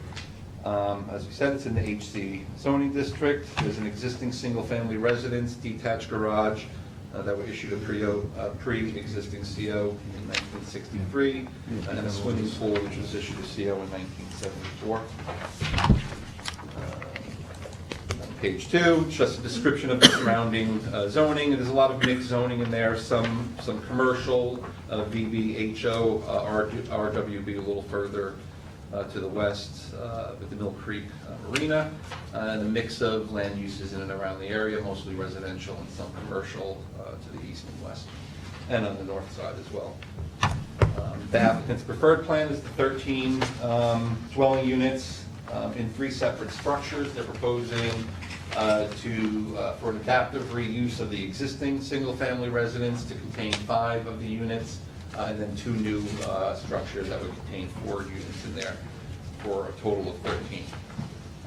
And I outlined the plans that were submitted. We have an 8-lot yield with a park area, a 9-lot yield without a park area, and then, of course, the applicant's preferred plan, which is what we're looking at. We had a public hearing on March 25th, but closed with a 30-day written comment period, and I summarized the public comments. There wasn't a lot, but we got a few written comments. Generally, it was about the traffic impacts along Noyak Road, about the density, screening, protections to the groundwater as the properties in the APOD, access off of Berkshire Drive, open space preservation, lighting, and the affordable units being dispersed throughout the site. On page 3, minor versus major review. We're not really reviewing this in that regard because it's not a subdivision, so I sort of just explained in there, you know, the procedure. This is a density incentive, and it shouldn't say PRD plan, it should say multi-development plan. And it's pursuant to chapters 292, subdivision of land, 247, which is the open space provisions, and 330 of the town code. Specifically, this is 330-9, which authorizes a density incentive. The planning board could authorize up to a 50% increase in yield if the 40% of the additional yield is set aside for community benefits. So in this case, with the plan submitted, which is all described in page 3 there, the issue is the yield. I'm looking at this like we normally do, which is if a park area is not going to be required as part of this, then it could go back into the yield. You usually take it out of the yield if it's not going to be, if it's going to be required. In this case, I don't think we're recommending a park on this property, so I would recommend that we would go with the 9-lot yield plan, which would then bring the total number of units with the incentive up to 13. So And they would pay into a park. they would pay into the park, that's correct. And I have to make a correction in there when we get there, so. So that's basically what I described there. Just a little aside, the density incentive provisions are allowed in communities where the population density is under 500 people per square mile. We're still using the previous census data which shows that we're at 409. I'm not sure when the new census data will come out, but we'll obviously look at it again. But based on what I've been reading about the numbers, I don't anticipate it's going to go up that high to 500. So we'll look at that. Page 4, SECRA. This is an unlisted action. We'll probably just do a coordinated review in this case, and the planning board would want to be lead agency. We'll take a full EAF with this one, just given some of the concerns, recommending some traffic impact analysis or assessment, given the traffic conditions on Noyak Road. So we'll ask for that in the SECRA. Point out in here about the clearing restrictions. It's not subject to the clearing restrictions because it's been historically cleared, but nevertheless it's in the APOD, so we'll look at that obviously during the SECRA review. Of course, it's in the archaeological sensitive area, so we'll ask for a report to cover the areas outside of the existing development. And I do put in there the require of the installation of the IA systems as well. As for the park requirement, first point is this is not the Eastport area, this is Noyak, so I'll fix that. And the park fee, I say it's based on 9 lots, which is the yield. It's actually based on 11 lots. Kyle was good enough to point out my error, because the fee is based on the market rate units and excludes the affordable units. So there would be 11 market rates here and 2 affordable units. So the 2 affordable units don't get assessed for the park fee, but the 11 other units would. So it's going to be the fees based on 11 lots, and that number is going to go up, obviously, by another $30,000. The Long Island Workforce Housing Act, this project complies with that. There's a 10% minimum under the state law, and we're getting 15% based on that provision. And of course, the requirement under the density incentive. We did referrals, the Office of Fire Prevention, which just gave their general comments, didn't seem to have any other recommendations at this time. The engineer, same thing. This is just a pre-application, so when we get fully engineered plans for the formal, we'll get more comments. I must have put the Office of Fire Prevention in twice, so. Well, the engineer really makes a suggestion that we're making to use the direct access. Yes, the engineer does say that as well. Thanks, Jackie. Conservation Board just noted a few things, noted the property's been cleared, noticed there are really nice white pine on the property, I think most of which are going to be preserved around the perimeter of the property where they currently exist. It looks like they're going to be part of the landscaping plan, but I do have recommendations for that when we get to it. Also, that lined driveway of trees, that's going to stay, I believe, from what I'm seeing on the. It looks like it, yeah. And of course, we'll ask on a formal that they identify what's Right. being preserved. Again, the IA system, which is being required, but there are no wetlands issues here. So the comments from conservation were very limited. Trails Advisory Board said there are no trail implications. And the Highway Department,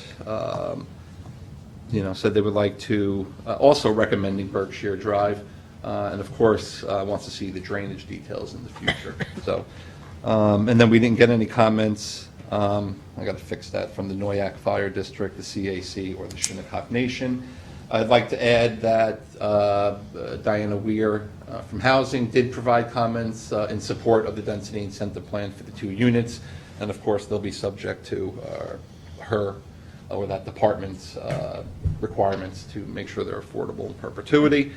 We also got comments from Landmarks, which supported the project in light of the adaptive reuse of the building, but noted that they're going to have to go before the Landmarks Board to do any physical changes to the building. So I will add those 2 to the report.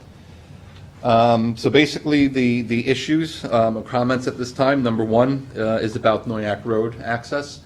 Consideration of eliminating that access and filtering everything off of Berkshire and, looking at it like that. But also, as I note in there, that the structures seem to be facing and addressing Berkshire Drive, so it makes sense maybe to take access from there. But of course, we're going to ask for a traffic analysis, and let's see what comes back, and we could better assess at the time when we do that. Number 2, the installation of the IA systems, which is in there. Number 3 talks about the APOD, although the clearing is not an issue. There are other requirements. I should cite that section of the code that talks about APOD and fertilized vegetation, so I put that requirement in there. Obviously, we'll want to see a landscaping plan to provide all the details and what trees are being preserved and what's being proposed. Number 4, it should say pursuant to section 330-33, which is the business districts. It's a special exception use. Detached 3 and 4 family dwelling units are special exception use in the HC zoning district, and they're the general and specific standards, so the applicant will have to submit petitions for those. Number 5 talks about, there's this provision or definition about manor houses containing up to 4 dwelling units. But this is a density incentive multifamily special exception application. So I'm actually not really citing the proper section of the code. There's a waiver provision which would allow the planning board to allow 5 units into the building as opposed to a 4. Would come under 330-9C4, and that's the provisions for density incentives, which allows the planning board to modify any of the dimensional regulations. So I just have to properly cite the right section there. Number 6, I know it's noted that the density incentive plan indicates the units are all 2-bedroom, but Kyle had submitted a letter. It looks like there are some 1-bedroom units in there as well, so that needs to be clarified and amended, and then the parking adjusted if needed. Number 7 is about the SECRA review, which we discussed, so they'll submit the full EAF, we'll do a coordinated review, and we'll get a traffic report and the archaeological study. 8 was about the materials and the style of the buildings. Obviously, it'll go to ARB at the time of formal, but generally, if you look at the plans, they show a picture on one of the plans. I think on their plan shows the existing residence, which is really nice, and of course an existing, not here in this town, but a sample of a 4-unit manor house, which with consistent architecture in the vernacular of the area or of the town. Number 9, the mechanicals. Should be properly screened, obviously. Any lighting details, conformance to the dark sky. And then some additional comments or questions for clarification. The intended use of the garage. It shows that the pool is going to be removed, so if there are any other plans for any other site amenities, if they are available, will they be available to the affordable residents as well? Will the proposed units be rented or sold? And where the affordable units will be located. And that's basically what I have. Anthony, do we have to put anything in about the public water? Because that's going to be a big pull. I'm looking at the fire prevention, and it says this area is serviced by public water mains. However, if there's going to be development, additional water sources for firefighting might be required. Should that concern go into The finding. the findings? Review, yeah. Because that would be a preliminary planning review issue. Sure, I could add that in there. That's no problem.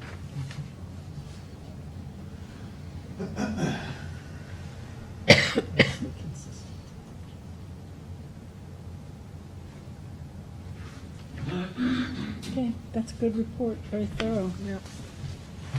Kyle, do you have any comments? And thank you for the paper, Anthony. We like the- I knew going into this it could be questionable to them. Well, you know, we're all new at this again. Kyle Collins, 16 Library Avenue, West Hampton Beach, here on behalf of the applicant. Subject to the changes and clarifications that the board, as well as Anthony reviewed, will address all the concerns and issues that are outlined in the report. Great. Any other Excellent. questions? Move to adopt the report by Dennis, second by Second. Gloria, and all in favor. Opposed, abstentions, 6 in I favor. forgot to, just so you know, the 91 Priscilla sign plans are off, actually. Also, Okay. and that's, we accepted the report as amended, correct? Correct. Yeah, just make sure. And this, I put the numbers that correspond, so you can look it up. Oh, thank you. Oh, and we have a crib sheet, so, I got the crib notes. so we will, That's fabulous. There has to be some way. What does that mean? I'm not sure where we are. This, That's right. Sufficient to take care of the sprinkler system. Now, I know where we're going. Gas is, And I can know this is the same one. That's how we go. Okay, what, I'll look into it. I'm sorry, what? Oh, it's a walk on, don't worry about it, it's not gonna be anywhere. It's not anywhere. But he's all done. I just had to check it before you signed it. Oh, so this is for me to sign, sorry. Yeah, it's ready for you to. Patty, what did you give me? that's the It's packet packet. printed out. You got the whole packet printed out. Oh, okay. It's amazing when you wine. That's Miss Patty feeding me. Oh, maybe you could add your password. I'm okay, thank you. Yeah, that's your password right there. Hey, Hi, Which what do one we? number? back, number 7. If it's your packets, and then 63 is the resolution. Number 7. Yeah. Yeah, it's the Hampton Business District number 6. Is different than 5, which is what you've been reviewing with Amazon. So this is number 6, which is the last large building in the Number 7 and And it's number 7, just Yeah, to number make it 7 more on the exciting. agenda. This is the rear, so Amazon is here, this is the circle here. So it's It's in the back, right? 63. northeast. Yeah, it's page 63 in your packet. Can they just call? Get it? Yeah, just if you type in 63. 64 right in there. Here? Yep, 63. type in 63, and it'll go right to that page. 63. Push enter. There you go. Nice. That- Thank you, Pat. It's Patty, good. thank you. That does Okay, it. Claire, so this is the very last building in the build-out of that. I don't know if it's the last building, the yep, it's the last building. I'm getting an indication. It's last building. So it's known as Phase 6.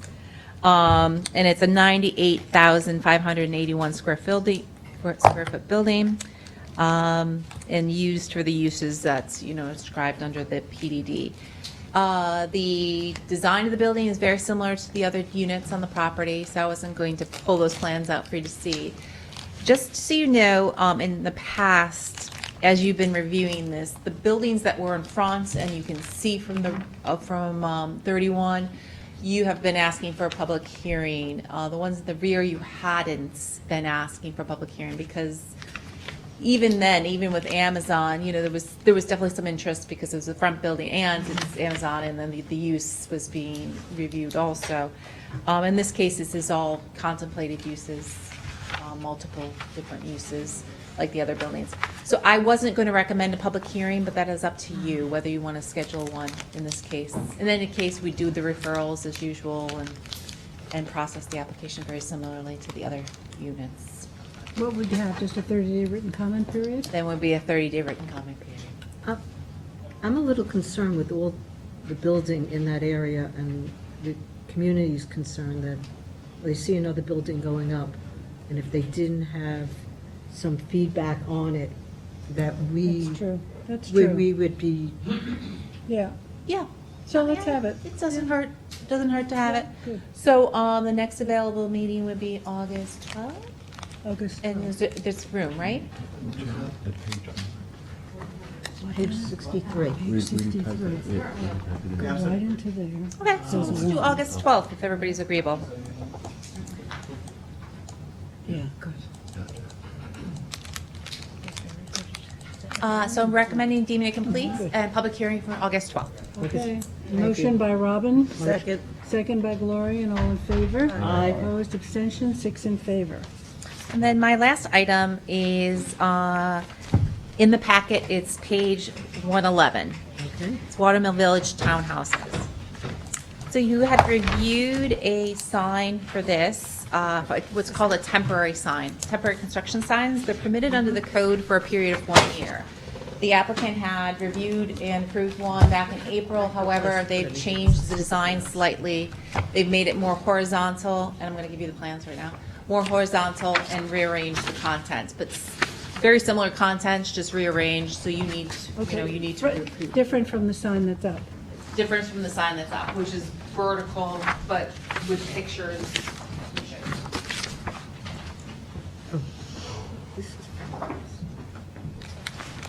The sign is nice. Very similar, Same location, right? same location. But technically, we need you to look at it, even though it's very similar. It's shocking when you see that clear-cut piece of land. I know, yeah, I know. Not a tree. Yeah, I think the It is shocking. There is a sign that's up, but this Yeah. is different. This is different. That sign is double-sided, and so then it's perpendicular to the road. This will be The one that's up, parallel to the road. the one that's up is one-sided. parallel to the road. Is it? Yes. Oh. I just passed it coming here. It's not perpendicular. But this So one would this be will be one parallel. facing, yes. And same size. Same size, exactly. It's And the, how long does this stay up, Claire? 1 year. The only caveat is the ARB could not meet this past Tuesday because they didn't have a quorum. I'm going to leave that as a condition that they get ARB prior to the Okay. permit. You good? Yeah, Hold it. everybody, What? Is that two separate companies there? Saunders and Watermill Crossing? no. They have two telephone numbers, but are those two numbers related to the Realtor? yeah, the, Saunders? yeah, those are the Watermill. realtors. Saunders, the Realtor, And Watermill Watermill Crossing is the Crossing. name of the project. I know, Yeah. but the it's name of the developer. maybe putting an item that's a product in there. In other words, I would view this as two separate entities. So have the ARB look at that. Okay, double check that. Right. Okay, I can say that. Okay. Any other comments? So with that amendment, that the ARB take a look at it? Yep. Motion to approve by Gloria, second by Dennis, all in favor? Aye. Opposed, abstention, 6 in favor. Excellent, thank you so much. Now, it's Matthew, it's all you. The old Matthew. So, Which I think you'll be happy He about. has paper. No, I want to More try, paper. It's, they're not the best copies, but they're all. Is it here? I'm happy with the tool if I know how to use it. It's on here as well, and it's also the same one that I sent to you guys on last Page week. 41. Page 41 Page for all, 41. for all of those hoops. However you want to go, and Well, get you there, know, that's fine. I'm willing to learn. Patty, it's excellent if you could give us the page numbers. cribs like this, because I'm going right to it, Oh, without a it's- problem, and Yeah, it's really, Particularly it's since fabulous. we're not going sequentially now, because we're not in Zoom. Yes. We're going by plan. My planner, Yeah, back to the which old would- way, sorry. that is fabulous. It takes 2 seconds to get Yeah. it. yeah, they got everything. Yep. Yeah, we That's have. just excellent. That's great. Okay, Starting with number 4, red Please. as well. Starting with number 4. Yes. Hey, John, I'll put them in the. That's page 41, 41. Yes. page 41. This is a pre-application for a lot line modification in Bridgehampton. You got that. Involves quite a few lots, As soon as they 4 put lots the at number on the board, I- 911, 913, 915, and 917 Ocean Road. If you can see in the resolution, I describe what the transfers are. There's quite a bit of horse trading here. We're missing some information. We need, most importantly, SECRA long form, because this is a type 1 action because it's in the ag overlay. So recommendation is to deem this incomplete. incomplete, okay. Motion by Gloria, second by Dennis, all in favor? Aye. Opposed, abstentions, incomplete. Just for, again, just to help me with this agricultural advisory board, since this is in the ag overlay This district, will go to them. this goes to them. Okay, I'm just trying to learn their jurisdiction.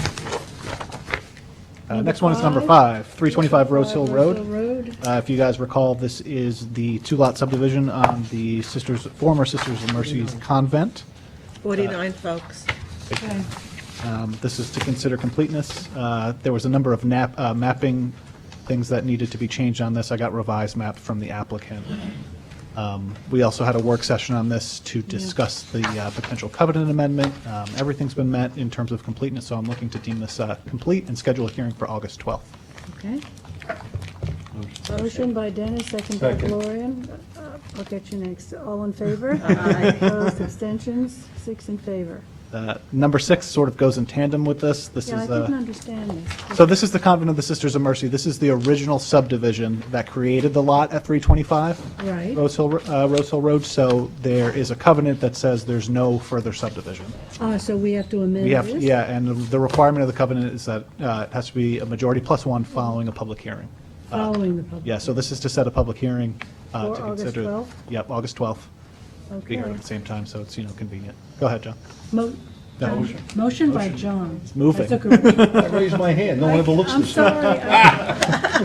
sorry. We follow protocol, you don't get called on. All right. Second, motion by John, second by Gloria, all in favor. Opposed, abstentions, 6 in favor. Number 9. Page 72? 830 County Road 39, the former Bell Ringer site. Oh, right, yeah. Yep, we, This is the engineer thing, right? and the engineer thing, we heard this at the last planning board meeting. This is to consider a change in use from an office to one special trade contractor and one office use. There were several requirements that the engineer needed. Those changes have been made, substantially complete, so we're looking to set a hearing on this for August 12th, and that'll put us at 4 for Okay. that date. That's it. Motion by Gloria, second by Zuccarelli, all in favor. Aye. Opposed, abstentions, 6 in favor. So we have 4 for August 12th. Yep. Okay, number 11, one. Number 11, I'm going to have paper maps for you. What page is that? Page 79?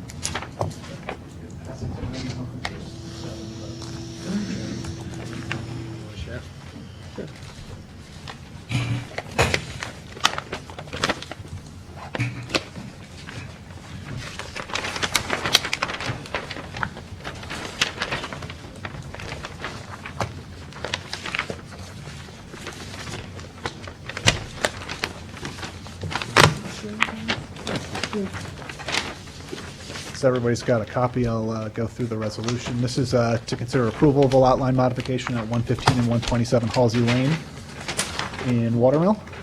This is 2 parcels in the R80 zoning district, the high priority area, in the archaeological sensitive area, and in proximity of town regulated wetlands.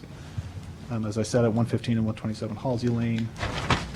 Proposes to transfer 2,930 square feet from parcel 2 to parcel 1 on a total project area of 137,226 square feet. This is a lot line modification that has already occurred via deed that wasn't recognized by the health department, is so they're one of- coming to essentially formalize it. We've had a few of these. A few of these are starting to pop up. We had a public hearing on this on May 13th, which was closed with a 30-day written comment period. No public comments were received at the hearing or written comment period, during the written comment period. In terms of referral, town engineer, he just notes that it looks like, it's already occurred. He had no engineering recommendations, but recommended approval.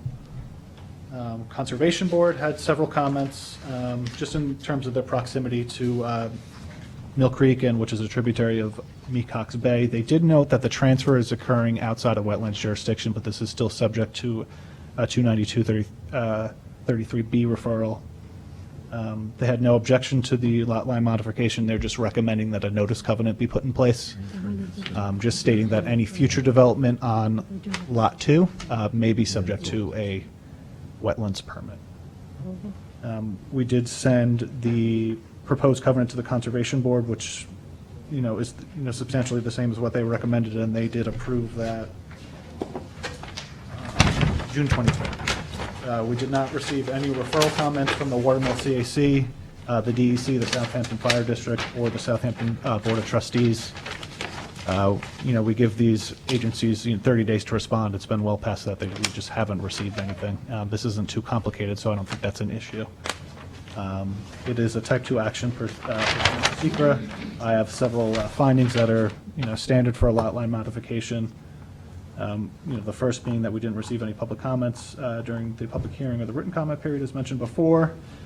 This does outline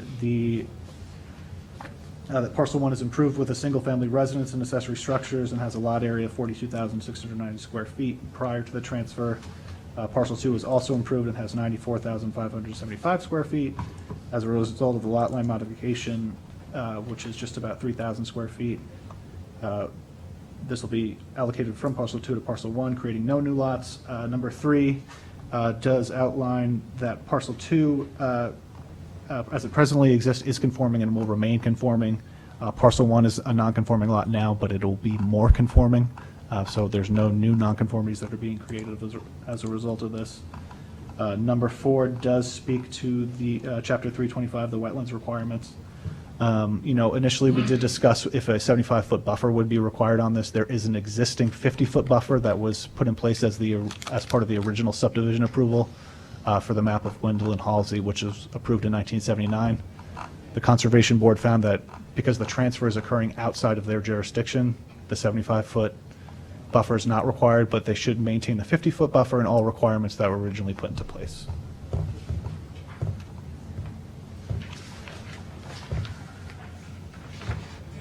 And also the filing of that notice covenants in there too. And then number 5, the applicant's request to amend the covenants of the original subdivision, this is Gwendolyn Halsey, are reasonable because that will allow the modification to parcel 2. This is the flag strip portion that's being modified.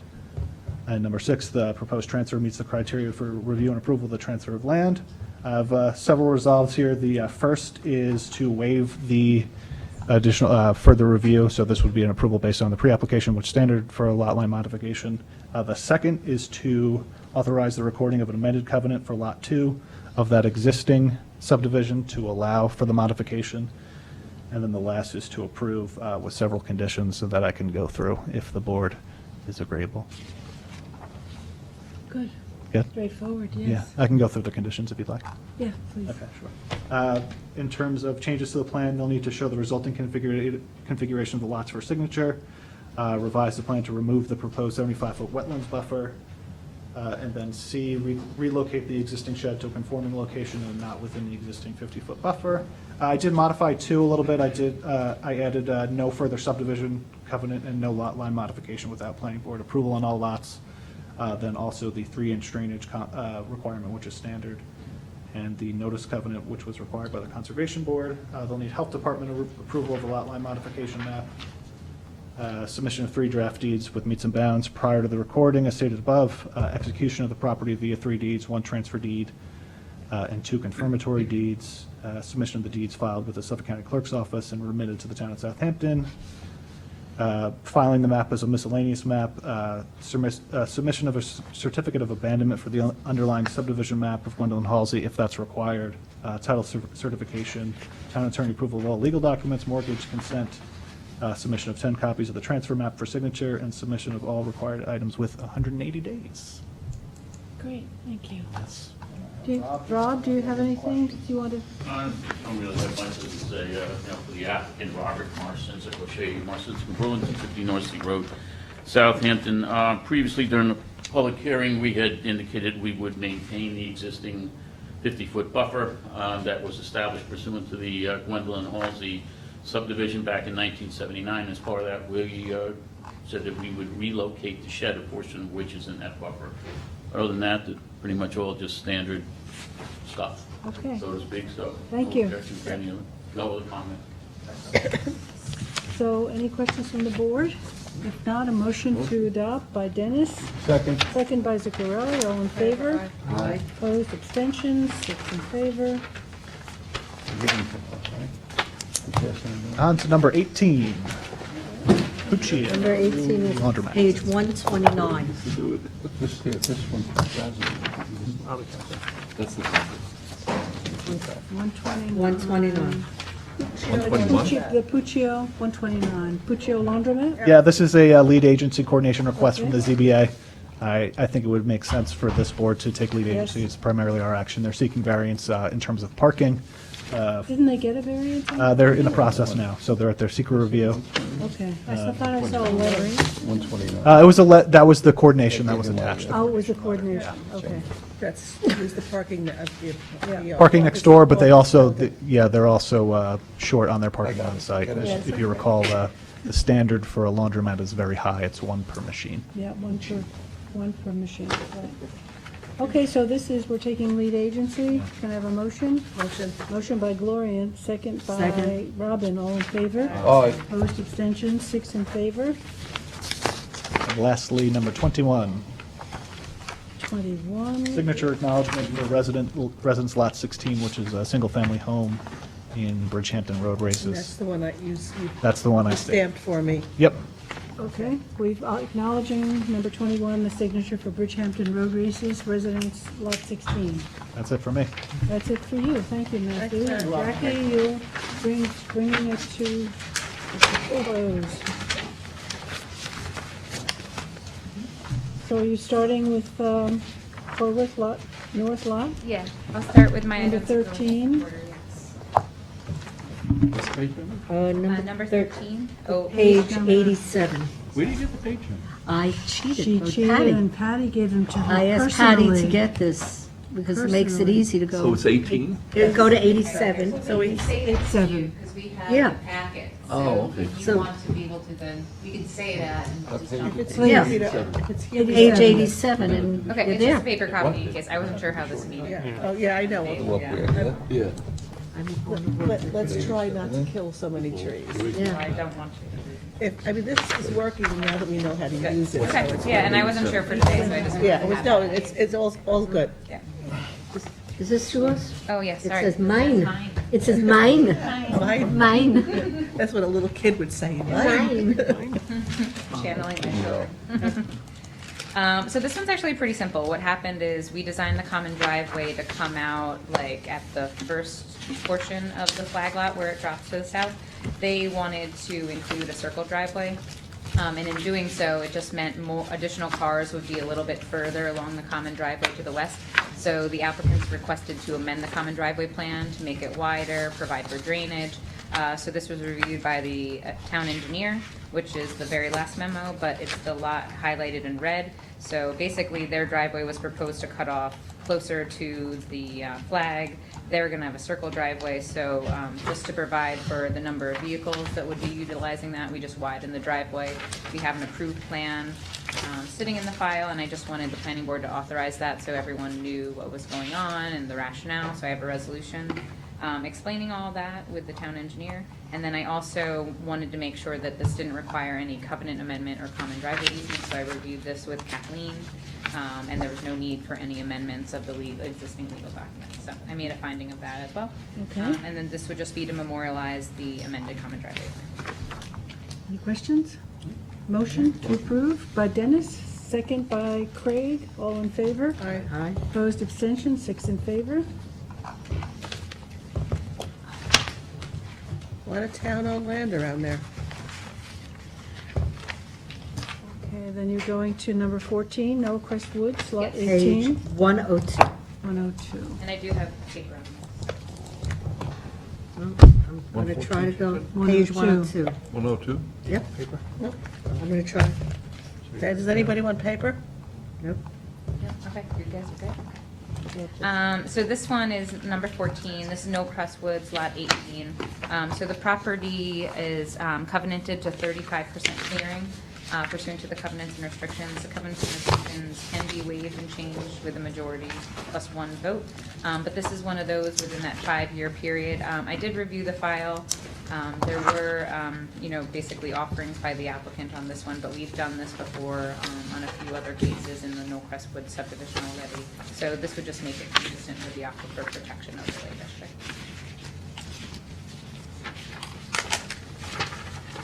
And the applicant is currently cleared by 54%, but as a result of this, they would be in conformity. Where is Collingswood Drive on Middle Line? Do you have any sense? Oh, it's in Sagaponic. It's in it's in. Oh, yeah, you know what it is? It's a very northern portion of, Town Line Road, that Oh, dirt sorry, portion? it's way east. It's way east, yeah. Okay. Sorry, I kind of think of it as Sag Yeah, Harbor, that's, but it's yeah. technically Sag Harbor. Oh, yeah, now now I'm Yeah, just. it's I like see right I between see the the north and Yeah, Sag it's, Harbor. it's the other side of Midline that I'm used to, but, Yeah, very, very far east. Okay, any questions?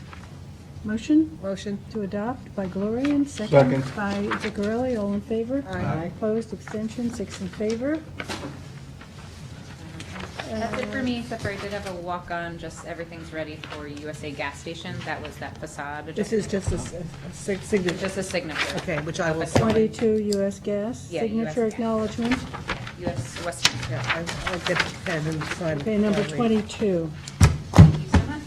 And so what's left is Michelangelo. The town board referral, number 17. Good afternoon. I'm back. Page 125. Did you listen to the, What page? Absolutely. 125. You'd be surprised, after 5 years, I knew there was a recording.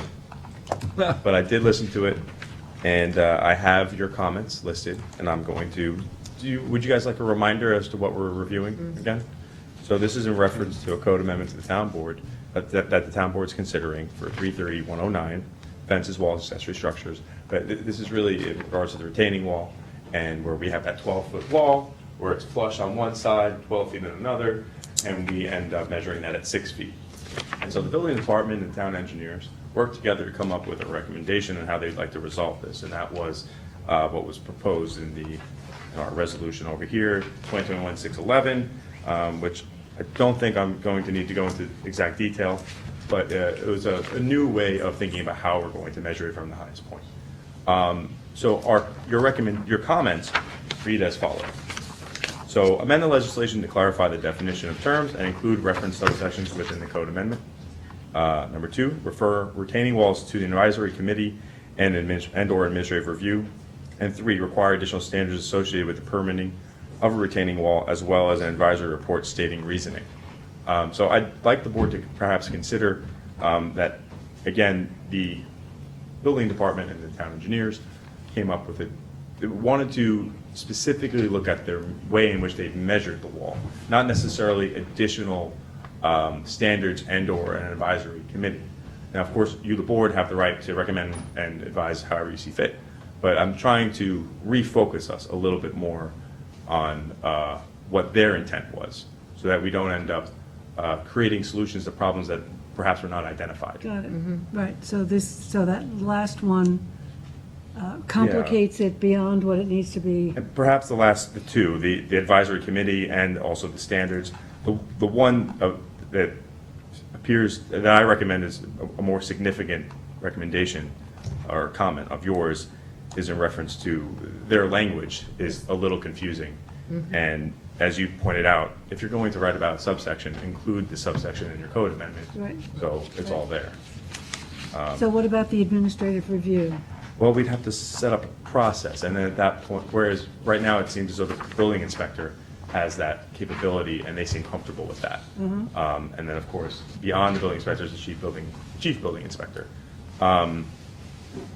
So it's up to you. So they think that's enough? Do you think Yeah, that's that was enough? my understanding.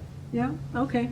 Okay. Yeah. So then we'll maintain the first. Just the first is important, put it in bold. Yeah, You got it. yeah, I mean, we were all confused. No, I understand it. So- It's a lot, but I think I have a better understanding of it, and I wanted to articulate it a little bit better to you. Good, Thank you. that's good, thank you. Thank you all. Thank you, Mike. All right, thanks. Okay. Can we adopt this now, or? Yep, Yes, you- so yeah, motion I'll to amend it, but adopt. you can adopt it. You can adopt it as Yep. amended. Yep. I'll move it. Move it by Dennis. Second. Second by Gloria, and all in favor? Aye. Opposed, abstentions? Thanks, 6 in Mike. favor, thanks. Nice to Mike. see you in person. Yeah, All is wonderful. okay, so we are, motion to adjourn. Motion. Motion by Zuccarelli, second by Second. Dennis, all in favor? Aye. Aye. We are adjourned.